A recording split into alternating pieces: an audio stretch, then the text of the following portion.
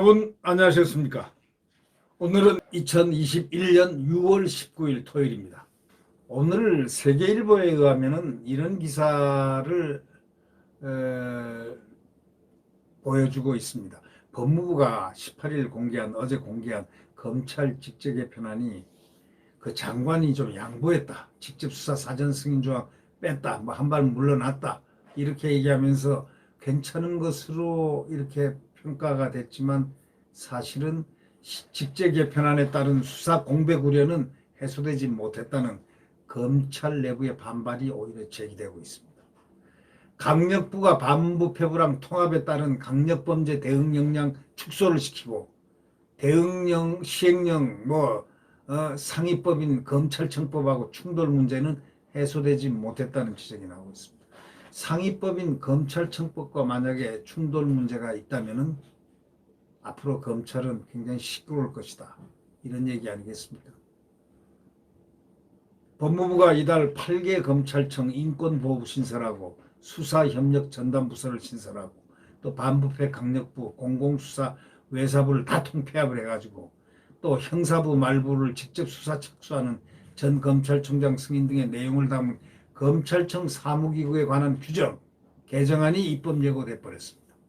자, 법무부는 22일까지 입법 예고됨과 동시에 법무부 대검 등 관계기관 의견조회를 거치고 바로 시행된다 이런 뜻이 되겠는데, 당초 논란이 됐던 법무부 장관 형사부 직접 수사 착수 전에 법무부 장관 승인 내용은 직제 개편에서 빠진 건 확실합니다. 그러나 법무부는 앞서 작성한 초안에서 이 차장검사를 둔 지청하고 부장검사를 둔 지청은 6대 범죄 관련 직접 수사를 하려면 검찰총장 요청으로 법무부 장관 승인 아래 임시조직을 꾸리도록 이렇게 해놨다는 것입니다. 결국 이거는 간섭이죠. 이거는 직접 법무부 장관이 승인 아래 임시조직 꾸리도록 했다는 것은 그것이 눈속임을 했다는 바로 이런 이야기가 지적이 되고 있는 것입니다. 그래서 장관 수사 사전 승인 철회한 박범계 이거 눈속임이었냐 라는 세계일보의 기사의 제목이 그 말 뜻을 함유하고 있습니다. 대검은 장관의 사전 승인에 대해서 검찰의 정치적 중립성과 독립성을 심각하게 훼손시키는 등의 여러 문제가 있어 받아들이기 어렵고 일선청 검사들도 대부분 우려를 표시하고 있다고 지금 반대를 원래 했었습니다. 그런데 장관의 직접 수사 승인은 빠지면서 대신에 검찰총장의 승인 절차가 명문화된 겁니다. 검찰총장의 승인 절차 그게 명문화되고 개정안에 따르면 검찰총장은 수사 단서 확보 과정의 적정성, 사건 내용의 공익성, 검찰 수사의 적합성 등 입증 자료 충실성 이런 걸 종합적으로 고려해가지고 수사 착수의 적정성 여부를 판단하여 이를 승인할 수 있다고 돼 있는 것입니다. 그래서 일선에서는 검찰청법 4조에서 검사의 수사 개시 범위를 부패, 경제, 공직자, 선거, 방위산업, 범죄와 대형 참사 등 대통령령으로 정하는 그런 중요 범죄라고 명시한 그런 상황인데, 시행령으로 검사의 수사 개시 전에 사전 승인 절차를 밟아라. 이거는 여전히 상위법인 검찰청법하고 충돌한다는 그런 지적이 나오고 있습니다.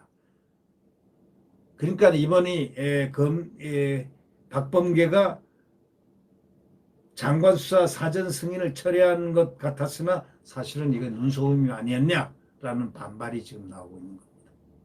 예를 들면 법무부가 경제사건의 경우 고소사건에 한해서 형사부가 직접 수사 가능한 부분에 대해서도 이견이 제기됐습니다.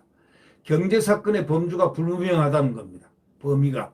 고발로도 보이스피싱 다단계 관련 사건이 접수되는 상황에서 고소에만 국한한 점, 이거는 반쪽짜리다. 반쪽짜리 수사 허용이란 교묘하게 이렇게 나중에 알고 보니 이렇게 참 함정들이 곳곳에 있었다. 이런 얘기가 되겠네요. 이 반부패부하고 강력부 통합으로 강력사건 수사 공백도 이제 우려된다는 겁니다. 서울중앙지검 반부패 수사 1, 2부는 반부패 강력수사 1, 2부로, 강력범죄 형사부는 반부패 강력수사 협력부로 이렇게 바뀌면서 참 복잡해진다 이런 얘기가 되죠. 광주지검에서는 반부패 수사부가 반부패 강력수사부로, 부산지검에서는 강력범죄형사부가 반부패 강력수사부로 이름을 계속 바꾸면서 통폐합이 되고 있습니다. 대구지검이 유일하게 반부패부하고 강력수사부가 통합되지 않고 각기 존속합니다. 도대체 이게 아주 머리를 복잡하게 쓴 것 같습니다. 이 강력사건이 아주 빈번하게 있는 수원지검은 강력범죄 형사부가 사라져 버렸습니다. 형사부에서 강력사건을 함께 맡게 됐습니다. 검찰의 힘빼기가 눈에 여실히 보이는 그런 대목들입니다. 수원지검은 지난해 전국 검찰청 중에서 마약류 사범을 가장 많이 검거했던 곳으로서 2,985명을 적발한 바가 있는데, 재경지검의 한 부장검사는 이렇게 얘기합니다. 최근 태국에서 필로폰 4kg 밀수한 외국인 사범을 검거하고 화성, 평택, 안산 등에서 조직적으로 신종 마약을 제작하고 유통해온 외국인들을 범죄단체 구성활동죄로 처음 기소하는 등 강력범죄 형사부의 역할이 어느 것보다 중요한 곳이 수원지검인데, 형사부에서 담당하더라도 수사 공백은 이제 어차피 피할 수가 없게 됐다 하고 걱정을 하고 있습니다. 자, 검사들이 수사 공백을 우려해서 고민하는 이런 시국이 됐으니, 검찰이 됐으니, 이게 무슨 법무부가 뭐 하는 곳인지, 검찰 힘빼기 부인지, 검찰 힘빼기 부입니까? 검찰 수사 힘빼기 부가 돼버린 셈이 됐다고 이렇게 개탄하는 사람들도 있습니다. 김 총장은 장관 승인 카드를 철회하고 부산지검 반부패 신설로 면을 세웠지만 웃을 수만 없는 상황이 되었다는 겁니다. 검찰 직제 개편안에서 양보를 받아낸 대신에 중간 간부 인사에서 김 총장의 의견이 제한적으로 수렴될 가능성도 있기 때문이라는 겁니다. 다시 말하면 검찰 인사에서 왕창 아주 그냥 법무부 장관 뜻대로 되지 않겠느냐 하는 그런 우려가 지금 나오고 있습니다. 김 총장은 검사장급 인사에서 인사의 형평성을 위해서 이성윤 서울고검장 승진에 맞춰 한동훈 검사장을 비롯해서 윤석열 라인의 일부 복권을 제안했는데 수용이 안 됐습니다. 박범계가 그걸 수용할 사람입니까? 검찰 내부에서는 법무부가 입법 예고를 한 직제 개편안에 들어간 독소 조항을 개선해야 한다, 이런 목소리가 높아가서 이 주말 사이에 이루어질 박 장관과 김 총장 회동에서 직제 개편 문제, 중간 간부 인사를 놓고 충돌을 할 수 있을까? 충돌이 될까? 충돌을 할까? 김모수가 과연 얼마나 세게 나갈까? 이런 그 과정을 볼 때 우려를 많이 표하는 측면이 많습니다. 이 박범계 이분은요, 상당히 강한 자기애가 강한 사람 같이 보입니다. 자기가 하고 싶은 대로 다 하는 그런 사람처럼 이렇게 국민들에게 각인이 되어 있는 사람 아니겠습니까? 아닙니까? 아닙니까?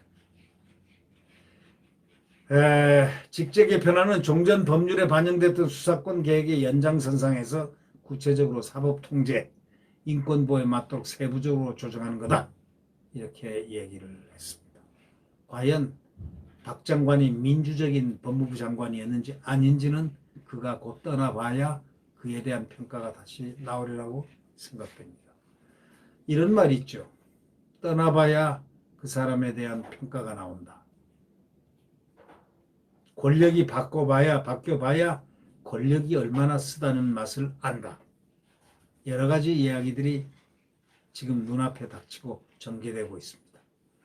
야권은 야권대로지만 여권은 이재명과 비이재명계, 친문과 이재명계의 대충돌이 예상됩니다.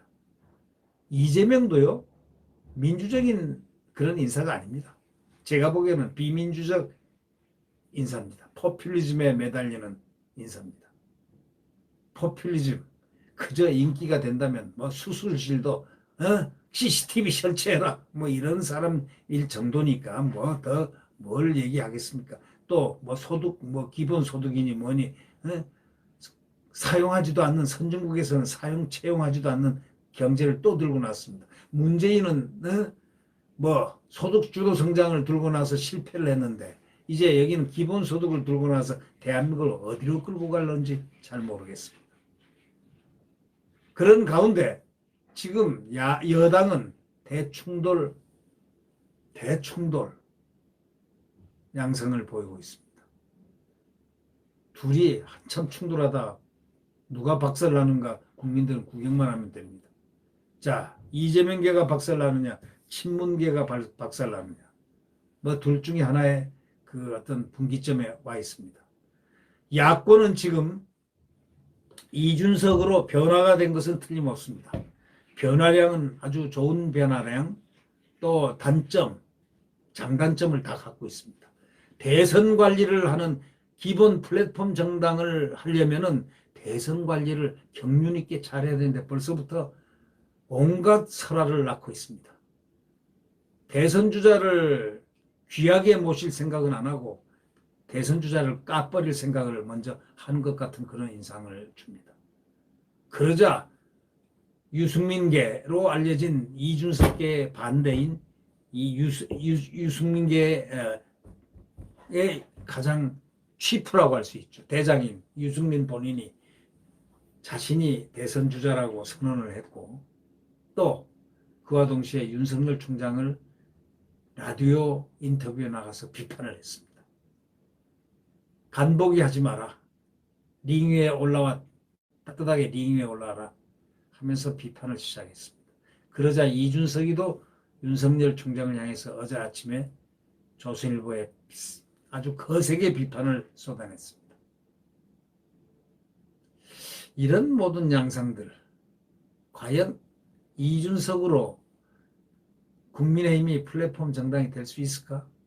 이 정당의 플랫폼이 정당의 어떤 기반 조성이 안 돼 있는데 이 밖에 이 윤석열 또 최재형 원장이 만약에 대권 선언을 하게 된다면 또 뭐 외부에 있는 홍준표 의원, 무소속 의원 또 김동연 전 부총리 이런 분들이 과연 들어오려고 할까? 들어와서 이용당하는 그러한 대상물이 될 것이라는 그런 억측이 또는 추측이 이런 관측이 나온다면은 어떻게 이 정당이 성하게 플랫폼 정당이 될 수 있느냐. 지금 이런 우려가 지금 나오고 있는 것이 사실입니다. 그래서 밖에서 빅텐트를 치지 않겠느냐라는 지금 이야기가 대두되면서 이준석에 대한 비판이 지금 거세지고 있습니다. 왜 그렇게 경거망동하게 했느냐? 바로 이런 것이죠.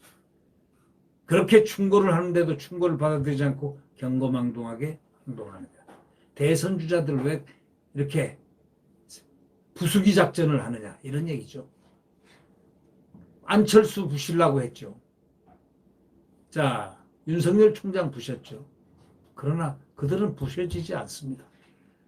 들어와서 저렇게 되면 어떻게 되겠구나 하는 그 모든 것을 실체를 추측하게 만드는 것.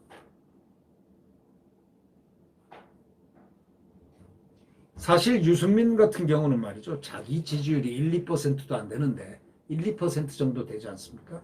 고려 나도 뭐 어떤 조사에서는 뭐 1%, 어떤 조사에서는 2%, 뭐 이런 지지율을 스스로 올려야죠. 그리고 홍준표를 빨리 복당을 시켜서 지금 마의 5%를 항상 넘어 있는 1년 전부터 넘어 있는 분인데 이분을 딱 복당을 시켜서 하나의 중심의 어떤 핵심으로 예를 들면 상징성으로 한 15%, 20% 치고 올라가는 그러한 상황에서 플랫폼 정당의 그 깃발을 들 수 있는데 홍준표를 내리 깔고 또 있습니다. 도대체 이해할 수가 없습니다. 왜 홍준표를 저렇게 깔아뭉개고 있나? 다 어딘가에서 통제탑이 있나? 누가 이렇게 지시를 하고 있는가? 이런 억측을 또는 추측을 아니면 실제인지를 모르지만은 이러한 추측을 낳게 하고 있습니다. 자, 과연 그래서 될 수 있을지. 장관, 지금 법무장관 문제 하다가 밖으로 이렇게 나갔는데, 이 장관 수사 사전 승인을 한 응? 그걸 철회했다 해서 반짝 좋아했는데 그게 아니고 눈속임이 있었다라는 이 부분의 문제에서 지금 검찰은 흉흉합니다. 반발이 거세게 지금 나오고 있다. 바로 이런 측면을 말씀드렸습니다. 구독 버튼과 엄지를 눌러주시면 감사하겠습니다. 주말 아주 근사하고 아주 행복하게 지나시기 바랍니다. 안녕히 계십시오.